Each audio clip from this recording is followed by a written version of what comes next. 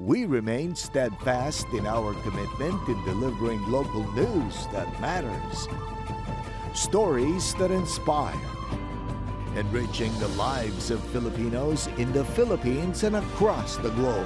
This is your GMA Regional TV.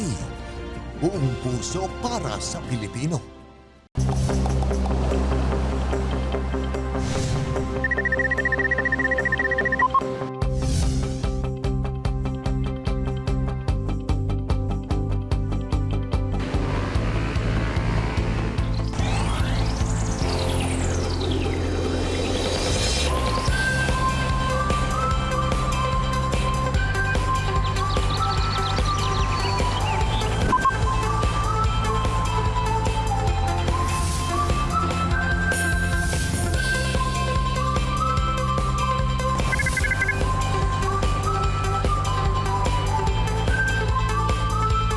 Kini ang At Home with GMA Regional TV. Adlaw Miyerkules mga kapuso, sabay tang sugaton ang kabuntagon dinhi sa inyong #1 morning show all over Mindanao, ang At Home with GMA Regional TV. Good morning Sarah, kamusta ang imong morning? Very okay, Sai. Good morning sab kanimo ug sa atong mga kapuso viewers. Atong sugdan ang kabuntagon with positive energy aron nga makahimo kita sa atong mga tasks nga malipayon. And speaking of positive energy, this morning, puna nato kana tungod hatod namo ang mga istorya nga makapadasig kaninyo. Sakto ka na Sarah, tungod atong makauban ang usa ka vlogger nga si Jared Ace Cadavos, also known as the Little Farmer Guy. Gikan Bukidnon. Ngano ka gitawag siyang the Little Farmer Guy? Kana atong Siron unya sa spotlight. And for sure, dagan gihapon ang naga-wonder asa gikan ug unsa ang color of the year nga very peri. Unsa ba ang ginasimbolo ni ini? Kana ang i-share kanato sa usa ka Mindanaoan visual artist nga si Daday Joaquin. And sa Bistok, ato makauban si Claire Montilla Amora. Karong buntaga mga kapuso, ato makauban ang giila isip Best Director sa 2021 Mindanao Film Festival sa iyang pelikula nga Out. Busa mga kapuso, it's our privilege nga makauban nato si Miss Claire Montilla Amora. Good morning, Ma'am Claire, ug welcome sa At Home with GMA Regional TV. Kumusta po? Hello, may buntag mga kapuso, and thank you so much for having me here. Unfortunately, I'm here in Cebu and I'm struggling to catch a signal, but everything is fine.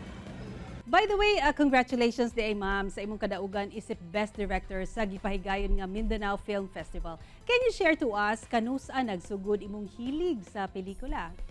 So I started making films when I was around 11 or 12 years old. The cast and crew before were my playmates, mga silingan rasad. And in fact, I uploaded my very first film on YouTube. And right now, it's still up there. So my father owned a camera before. He also loves to document memories. So that's where I started playing with the camera and be the director / cinematographer of my playmates. So yeah, my love in filmmaking really started at a very young age. And when I got into high school, that's where I started joining competitions. So ma'am, let's talk about your film nga Out. Asa ba kini inspired ug unsa ang istorya niini? Okay, so Out, meaning gawas, kung sa Bisaya pa, is set in a post-apocalyptic world. There is an ongoing pandemic in the Philippines. It is a world where diseases have become treatment-resistant, vaccines have failed, and the masses have been wiped out. The pandemic has been going on for 10 years, and the survivors aren't allowed to go outside. And then this girl named Isila, who hasn't been outside for a decade, tries to celebrate her sister's birthday despite the situation, but only to find out that she has been living a life full of denial. So that's the story of Out. So is it your first time nga makasalmot sa mga susamang dagko nga film festival? No, in fact, this is my third time joining Mindanao Film Festival. I was 17, the first time I went to Davao to represent my film. It was still face-to-face back then, makamingaw jud. And after that, I started joining other festivals like Cinema Region and such. So, syempre, you have worked with a team. Unsa ba ang struggle sa paghimo og pelikula, especially this pandemic? Yes, I'm really thankful to my team, Isila, Brand, and Vivian, and to the mentors in the Typhoon Workshop. Without them, I'm not here. I struggled in the writing process because back then only the people with quarantine passes can go outside. So I needed to create and write a story within the house. The production design is also challenging because of limited resources and the complexity of the setting. But my team and I use these challenges as the strength of the film. And right now, I'm just so glad that we finally pulled it off and all the hard work is paid. So karon ma'am, nakabot na gyud nimo ang imuhang kalampusan. What's your next plan? Imo bang ipursu kining passion sa filmmaking? Yes, I will never stop making or learning films. Because for me, the films that I create is also part of me and is also my life. And I will never stop doing what makes me happy. Okay, so thank you very much po, Ma'am Claire Montilla Amora, sa time nga gihatag nimo sa At Home with GMA Regional TV. Kudos po and congratulations. Stay tuned mga kapuso, mubalik pa ang At Home with GMA Regional TV. Kini ang At Home with GMA Regional TV.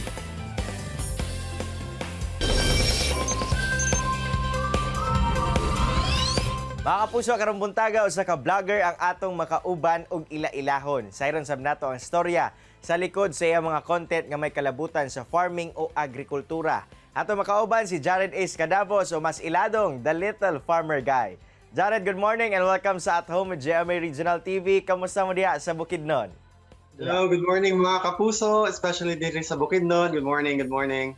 Maayo kay anak ka sa maayong kahimtang diya sa Bukidnon. Pero Jared, please tell us unsa ba ang storya kung ngano nimo nasugdan ang imong vlogging o paghimo og content sa social media.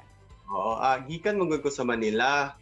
Then nibalik ko sa Bukidnon kay tungod lagi sa pandemic. So kani nga vlog started during the pandemic.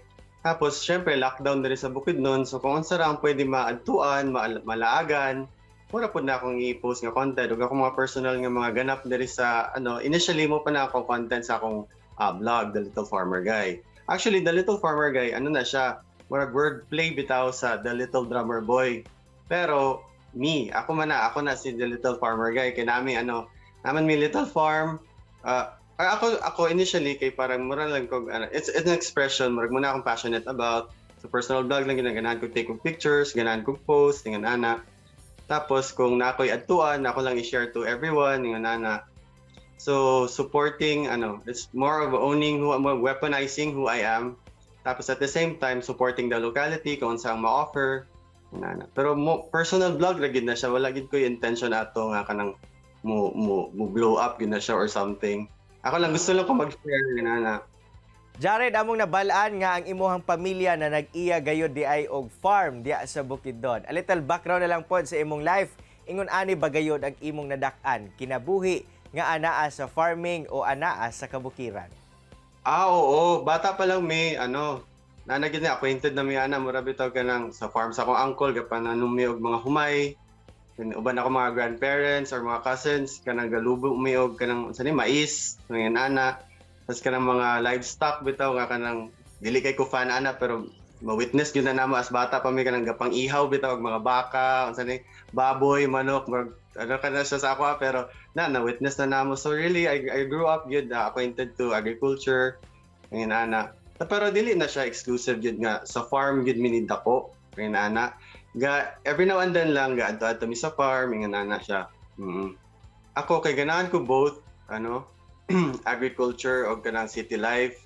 So for now, medyo na exclusive lang yun ko sa sa farm life. Pero if ever mo okay ang situation, ganahan ko magbalik-balik ang farm life o city life, yung na bitaw. Kay presko manggod sa farm life kay kamurag chill kay siya. Lahi ang fulfillment manggod nga naka sa farm, kanang muna mo mga live animals, tas ang mga plants, lahi ra gyud siya compared pod sa city life.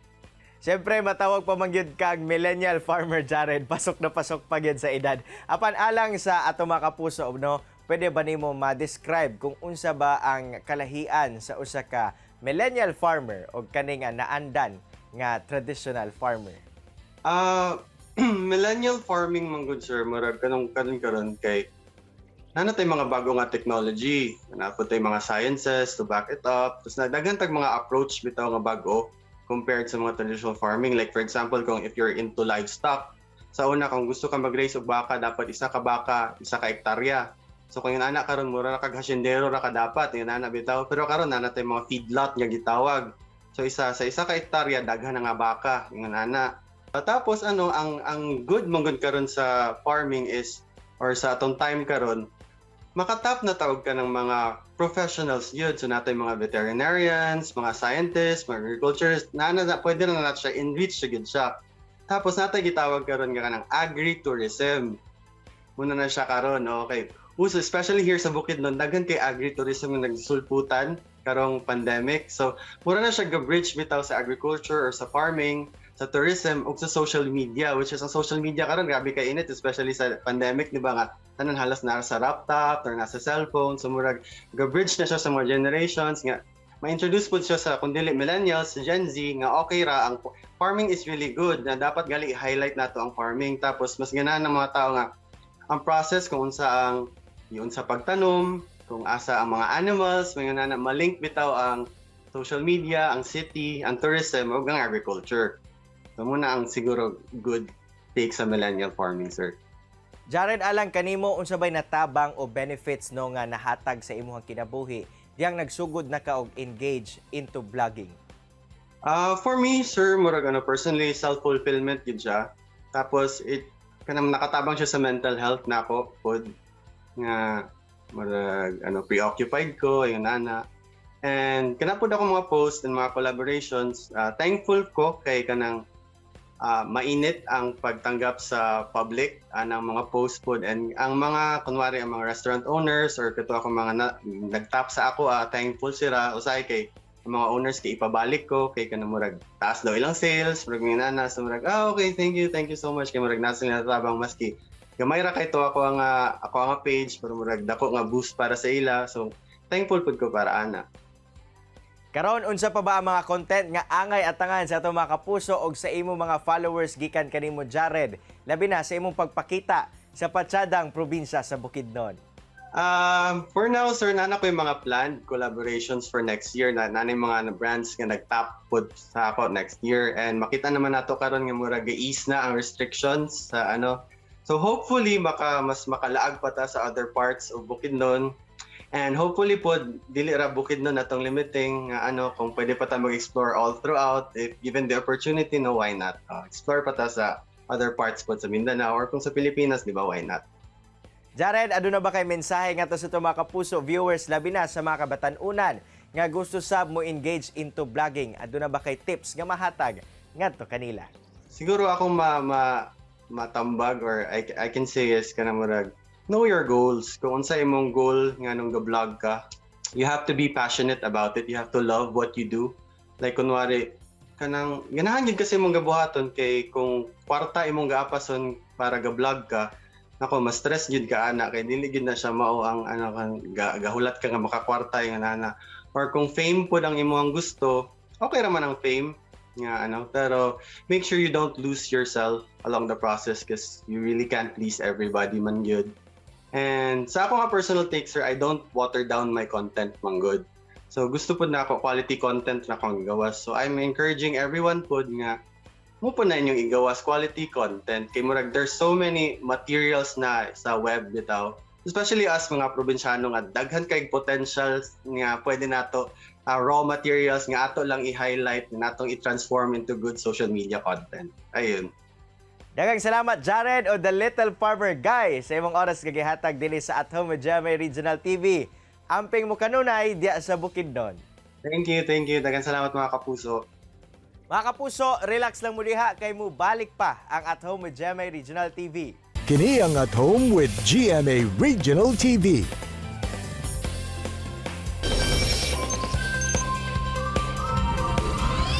Mga kapuso, sagad kanato ang nagsuot og very peri nga color sa pagsugat sa New Year. Pero unsa ba gyud ang ginasimbolo ni ini nga color? Kana atong hisgutan this morning, kauban ang usa ka visual artist dinhi sa Dakbayan sa Davao nga si Daday Joaquin. Hello, Ma'am Daday, and welcome sa At Home with GMA Regional TV. Happy New Year, and kumusta po? Happy New Year sa inyong tanan. Maayo man ang New Year na mo. I'm also wishing everyone a Happy New Year. Ma'am Daday, usa ka sa mga ilado nga visual artist dinhi sa Davao. Alang kanimo unsa ang role o papel sa color sa kinabuhi sa tao? Color sa gikan sa perspective of an artist is literally murag is the world no to an artist because dako kay siya role na gina-play. Like actually dili lang sa artist for everyone actually dagko kayo role ang ano like doctors would paint their clinics a certain color, di ba? Kung naa sila certain vibe na gusto ipaabot like gusto nila ang pasyente makalma o makomportable, then they would paint their clinics a certain color. Ang mga food establishments, for example, would tend to use warm color tones, color temperature ng mga scheme kay para to entice eating and appetite. So lain-lain ang dala or ang effects of colors mo na siguro that these color authorities are picking color of the year every year, no? But for an artist, dako gihapon kaayo siya og role. And sa ako lain like as a painter, colors play a very important role and I use them according to unsa ang message, unsa ang gusto nako ipaabot. So in terms of choosing the color, ma'am, sa imong kahibalo, unsa ba ang process sa Pantone sa pagpili sa color of the year and do na ba'y standard or requirements bago sila makapili?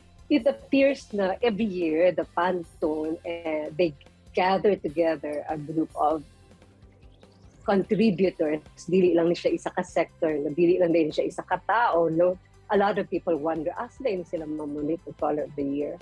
How do they decide this? And as I was reading up on it, dili din ni isa ka tao or a few lang. A lot of people a lot of sectors are being represented and they discuss, they probably debate on it and then they come up with a color that they all agree on, taking into consideration a lot of factors. Just like I said, no, daghan kay factors, unsay uso, unsay industries nga upcoming, unsay texture, styles, artists, and even the socio-economic picture. So ma'am, ang color of the year kay gitawag nga very peri. And sa karon daghan ang medyo dili familiar pa niini. Gusto namo masayran ma'am kung unsa bagyod ang ginasimbolo niini nga color. Color of the year, Berry Berry, is a shade of blue with hints of red violet in it, which is a really interesting guwapo. It's a beautiful color for me. When I was researching and looking at it, nindot siya because it doesn't just give you a sense of calm, na siya warm na ginahatag because of the red violet in it. Nindot siya, and then for the first time ko, no, Pantone came up with this color. Dili ni sila, gipili lang nila ang color that existed. They came up with an original color for this year. Perfect. Something new and something hopeful, something that will make the people feel calm, and yet something that will make the people feel warm about the future. Which for me is beautiful colors because they are representative of hope and growth, both colors. And the color of the year, Berry Berry, sa ako is apt because karon nga panahon where everyone is afraid and worried and riddled with problems because of the pandemic. The Berry Berry color, daghan siya calm, daghan siya comfort na ginapaabot. Ana ang iyang vibe na ginapaabot sa mga tao. That's probably why they picked that as the color of the year, to give everyone a sense of calm and hope. So ma'am, any message po sa ato mga kapuso viewers, especially ka ng mga fans sa Very Berry nga color? Color is ang color places a certain vibe and feeling when you perceive colors. Like ang balay is painted happy yellow. I call it a happy yellow, a warm yellow kay inanang vibe na gusto na ako, inigsulod na ako sa akong balay kay warm and inviting and happy. And the bedroom is painted a blue tungod kay when we enter the bedroom, I want to feel calm and rested, ana nga vibe. And the authorities, mamamili na gani na silang Caller of the Year, they take in a lot of considerations, not just the uso. It's never just the uso. They take in a lot of factors into consideration like tanan ng mga styles, mga new things, texture, socio-economic picture, tanan na gina-consider nila. And if you look at the color, makaingon yung it makes sense.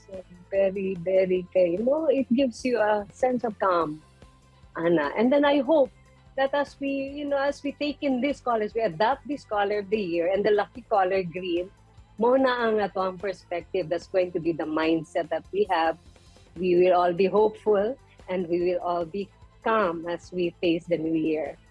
Okay, so dagang salamat kaayo Ma'am Daday Joaquin sa time nga gihatag nimo dinhi sa At Home with GMA Regional TV. And of course, we hope nga mahimong vibrant ang imong year 2022. Dagang salamat kaayo Ma'am. You're very welcome.